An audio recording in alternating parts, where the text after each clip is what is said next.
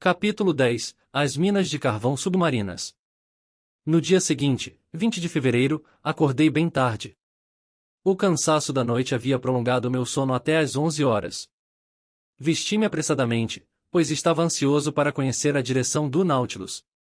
Os instrumentos indicaram-me que continuava a avançar para o sul, a uma velocidade de 20 milhas por hora e uma profundidade de 100 metros. Conselho entrou. Contei-lhe nossa excursão noturna e, com as escotilhas abertas, ele pôde vislumbrar parte do continente submerso. Com efeito, o Nautilus deslizava a apenas 10 metros da planície da Atlântida. Corria acima dos campos terrestres como um balão carregado pelo vento, mas melhor seria dizer que nos sentíamos naquele salão como se nos vagões de um trem expresso. Os primeiros planos que passavam diante de nossa vista eram rochas fantasticamente recortadas, florestas de árvores que haviam passado do reino vegetal ao reino animal e cuja imóvel silhueta dançava sob as águas. Havia também blocos pétreos cobertos por um tapete de assídeas e anêmonas, com longos hidrófitos em riste, depois blocos de lavas esculpidos com uma extravagância que atestava toda a fúria das expansões plutônicas. Enquanto aqueles sítios barrocos resplandeciam sob nossas luzes elétricas, eu narrava a Conselho a história daqueles atlantes que, de um ponto de vista puramente imaginário, inspiraram a baile tantas e sedutoras páginas. Discorri sobre as guerras daqueles povos heróicos. Discuti a questão da Atlântida como homem que não goza mais do benefício da dúvida. Conselho, porém, distraído, não prestava atenção, e sua indiferença por minha digressão histórica logo foi explicada. Com efeito, uma série infinita de peixes atraía seus olhares, e quando se tratava de peixes, Conselho, arrebatado pelos abismos da classificação, saía do mundo real. Em situações como aquela, só me restava acompanhá-lo e mergulhar junto com ele nos estudos ictiológicos. Em todo caso, os peixes do Atlântico não diferiam muito dos que havíamos observado até aquele momento. Eram raias descomunais, com 5 metros de comprimento e dotadas de grande força muscular, que lhes permitia arrojar-se acima das águas, esqualos de diversas espécies, entre eles um glauco de 5 metros, com dentes triangulares e agudos, que por sua transparência deambulava quase invisível nas águas, sargos marrons, lixas em forma de prismas e couraçados por uma pele tuberculosa, esturjões, semelhantes a seus congêneres do Mediterrâneo, cygnatus trombetas com meio metro de comprimento. Acastanhados e dotados de pequenas barbatanas cinza, sem dentes nem língua, e que desfilavam como finas e flexíveis serpentes. Dentre os peixes ósseos, Conselho observou marlins escuros, de 3 metros de comprimento e com uma espada pontiaguda na maxila superior, ágeis, vistosos, conhecidos na época de Aristóteles pelo nome de dragões marinhos e dificílimos de capturar, devido aos espinhos que têm no dorso, corifenídeos, com o dorso marrom riscado por listrinhas azuis e emoldurado por uma cercadura de ouro, belas douradas e peixes-lua, discos com reflexos anil, que, iluminados na parte superior pelos raios solares, formavam manchas prateadas, e por fim chifres-espadas, com 8 metros, avançando aos cardumes, com barbatanas amareladas esculpidas em foice e longos gládios de 2 metros, intrépidos animais, antes herbívoros que piscívoros, os quais obedeciam ao menor sinal de suas fêmeas como maridos ensinados. Porém, enquanto observava aqueles diversos espécimes da fauna marinha, eu não deixava de contemplar as extensas planícies da Atlântida. Às vezes, caprichosos acidentes do solo obrigavam o Nautilus a reduzir a velocidade, e ele passava a esgueirar-se com a destreza de um cetáceo pelos estreitos desfiladeiros. Quando o labirinto se emaranhava demais, o aparelho elevava-se como um aeróstato e, transposto o obstáculo, retomava sua célere carreira alguns metros acima do fundo. Navegação admirável e prazerosa, que lembrava as manobras de um passeio aerostático, com a ressalva de que o Nautilus obedecia passivamente à mão de seu timoneiro. Já eram 4 horas da tarde quando o terreno, até ali composto por um lodo espesso e entremeado por galhos mineralizados, modificou-se pouco a pouco, tornando-se mais rochoso e formando vários conglomerados de tufos basálticos, com algumas solidificações de lavas e obsidianas sulfurosas. Imaginei que regiões montanhosas logo sucederiam às longas planícies, e, com efeito, durante certas evoluções do Nautilus, percebi o horizonte meridional obstruído por uma muralha tão alta que parecia vedar toda a saída. Seu cume certamente ultrapassava o nível do oceano. Devia ser um continente, no mínimo uma ilha, quer uma das Canárias, quer uma das ilhas de Cabo Verde. Como ainda não haviam medido nossa posição, talvez propositalmente, eu ignorava onde estávamos. Em todo caso, a meu ver, aquela muralha assinalava o fim da Atlântida, da qual não percorreramos senão uma parte ínfima. A noite não interrompeu minhas observações. Eu estava sozinho, pois Conselho voltará à sua cabine.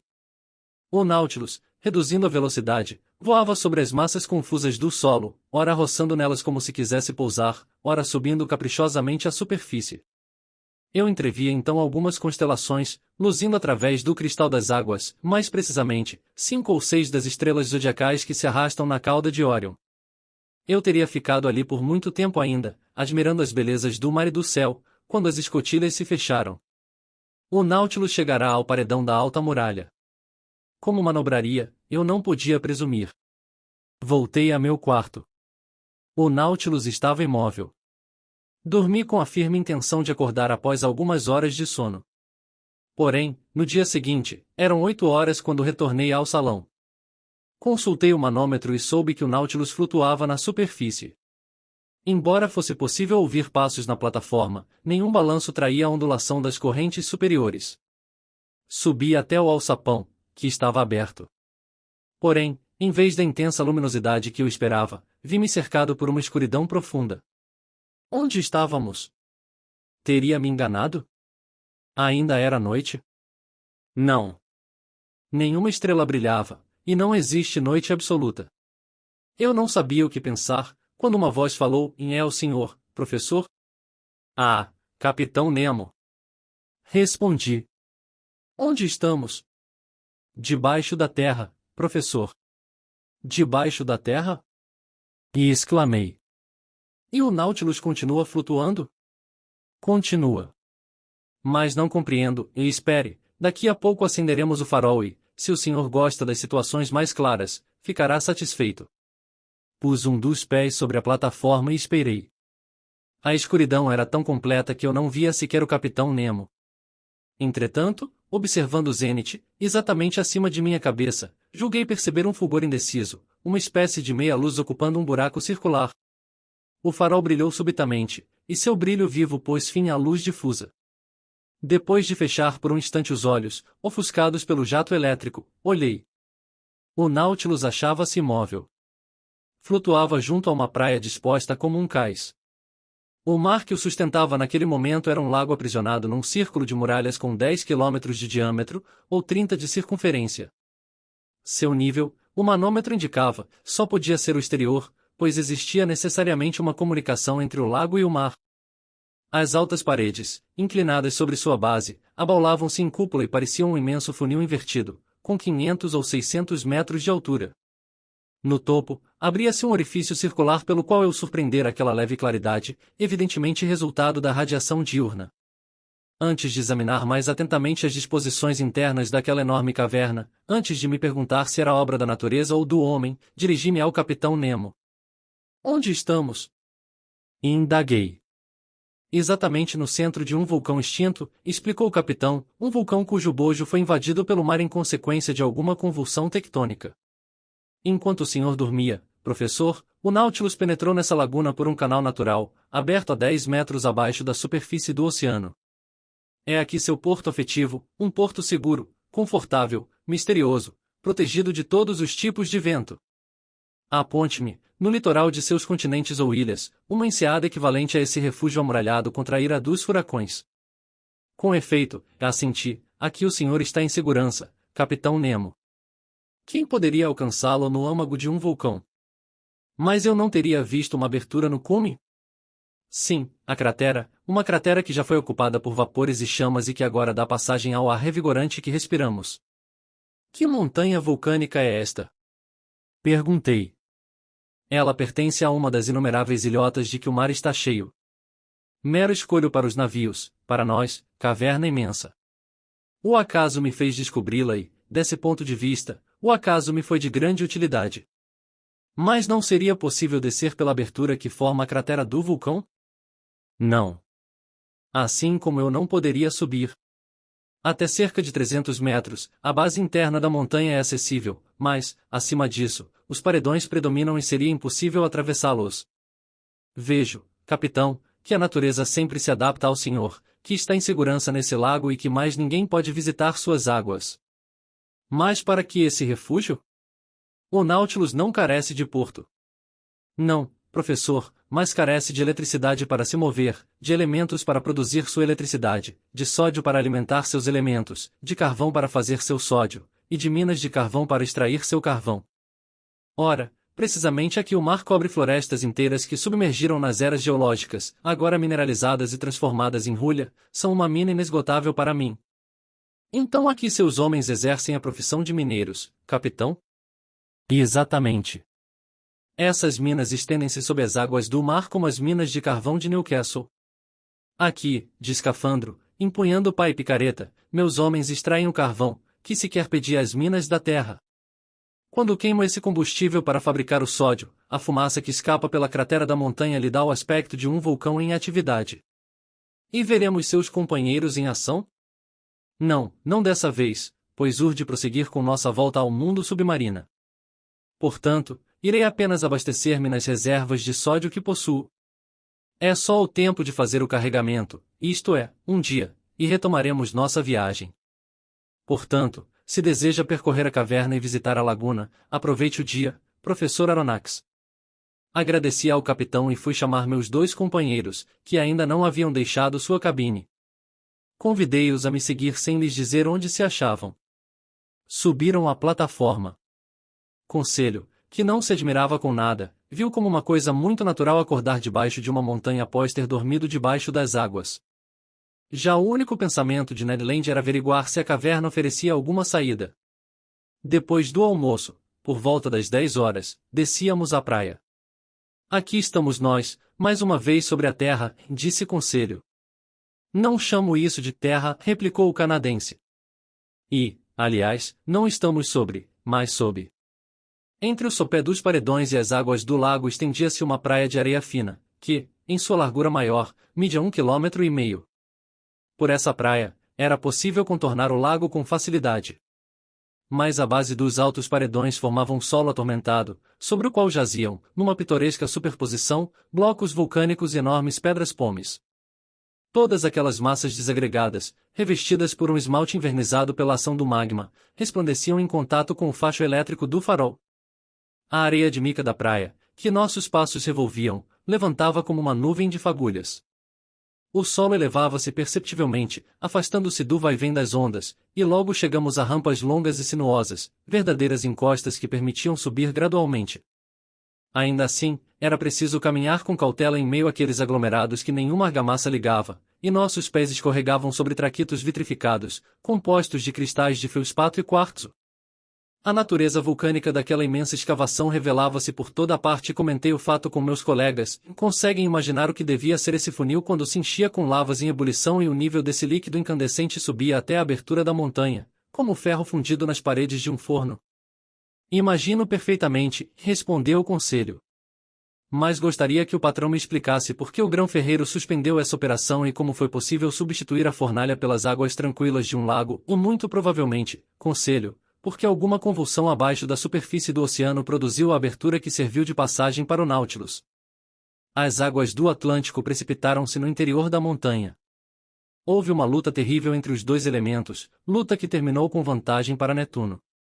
Mas muitos séculos se passaram desde essa época, e o vulcão submerso transformou-se em uma plácida caverna. Muito bem, pronunciou-se Ned Land. Aceito a explicação, mas, no nosso interesse, lamento que a abertura mencionada pelo professor não tenha se produzido acima do nível do mar, mas, amigo Ned, ponderou Conselho, se essa passagem não fosse submarina o Nautilus não poderia penetrar nela. E acrescento, mestre Land, que as águas não teriam se precipitado sob a montanha e o vulcão teria permanecido vulcão. Logo, sua reclamação é supérflua. Continuamos nossa escalada. As rampas tornavam-se cada vez mais íngremes e estreitas, cortadas por abismos profundos, que tínhamos de transpor. Diante de imponentes blocos de pedra, deslizávamos de joelhos, rastejávamos de bruços. Porém, com a destreza de Conselho e a força do canadense, foram superados todos os obstáculos. A uma altura de aproximadamente 30 metros, a natureza do terreno modificou-se, sem que por isso se tornasse mais fácil.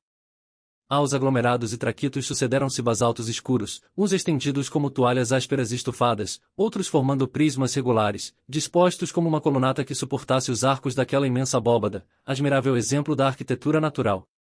Mais adiante, por entre os basaltos, serpenteavam compridas torrentes de lavas resfriadas, estriadas por listras betuminosas, e, aqui e ali, vastos tapetes de enxofre.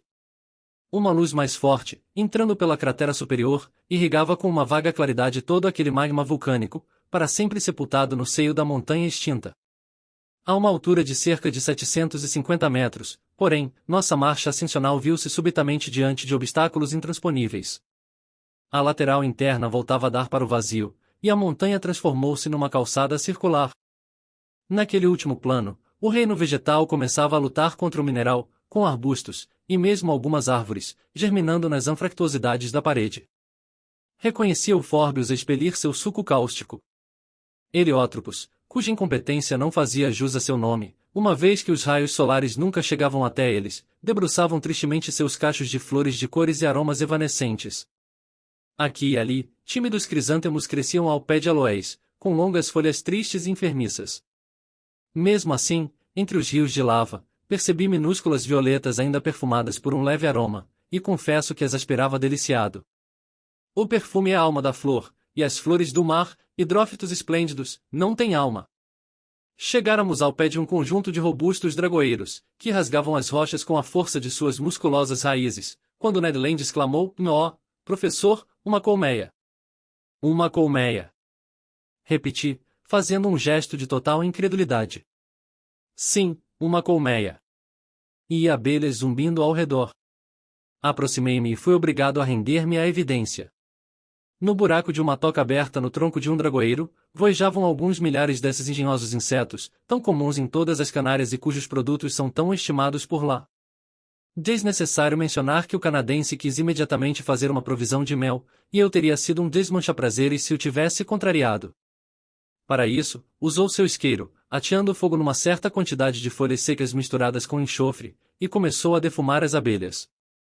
Os zumbidos cessaram pouco a pouco e a colmeia, acuada, forneceu-lhe borbotões de um mel perfumado, com que Ned Land encheu seu embornal. Misturando esse mel com a massa do artocarpo, afirmou, estarei em condições de lhes oferecer uma saborosa torta. Por Deus! E exclamou Conselho. Teremos pão de mel.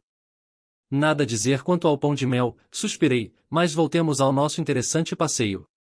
Em certas curvas da trilha que percorríamos, o lago mostrava-se em toda a sua extensão. O farol iluminava por inteiro sua superfície serena, sem rugas nem ondulações.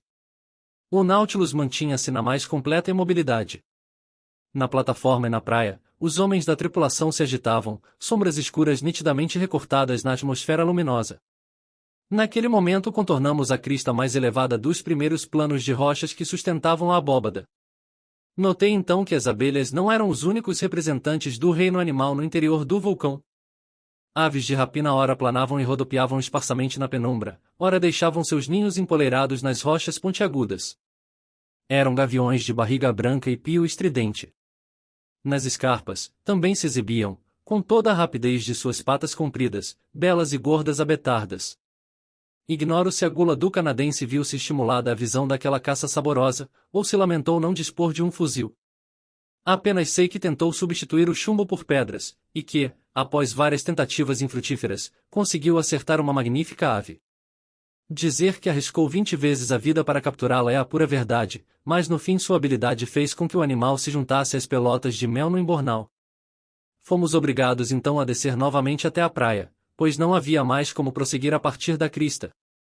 Acima de nós, a cratera escancarada parecia a boca de um poço. De lá, era possível distinguir o céu com grande nitidez, e observei a passagem de nuvens desgrenhadas pelo vento oeste, arrastando seus fiapos atrás de si até o cume da montanha, prova irrefutável de que aquelas nuvens achavam-se estacionadas a uma altura ínfima, considerando que o vulcão não se erguia mais de 2.500 metros acima do nível do mar. Meia hora depois da última proeza do canadense, voltamos à praia interna. Ali, a flora era representada por vastos tapetes de perixil do mar, pequena planta umbelífera ótima para conservas, que também recebe os nomes de fura-pedra e funcho marinho, e da qual Conselho coletou alguns espécimes. Quanto à fauna, abrangia milhares de crustáceos de todos os tipos, lagostas, caranguejos, palemonídeos, misídeos, opiliões, galateias e uma quantidade prodigiosa de conchas, porcelanas, rochedos e lapas. Naquele local abria-se numa magnífica gruta. Meus companheiros e eu não nos furtamos ao prazer de deitar sobre sua areia fina. O fogo invernizara suas paredes esmaltadas e reluzentes, salpicando-as com pó de mica, e Ned Land as apalpava, sondando sua espessura. Não pude deixar de sorrir. A conversa passou então aos eternos planos de evasão, e julguei poder, sem me estender muito, dar-lhe alguma esperança, já que o capitão Nemo descera para o sul a fim de renovar seu estoque de sódio. Eu presumia, portanto, que rumaria para as costas da Europa e da América, o que permitiria ao canadense tentar novamente. Fazia uma hora que estávamos deitados no interior daquela encantadora gruta. A conversa, animada no início, agora morria, e fomos tomados por uma certa sonolência. Não vendo nenhuma razão para resistir, entreguei-me a um sono profundo.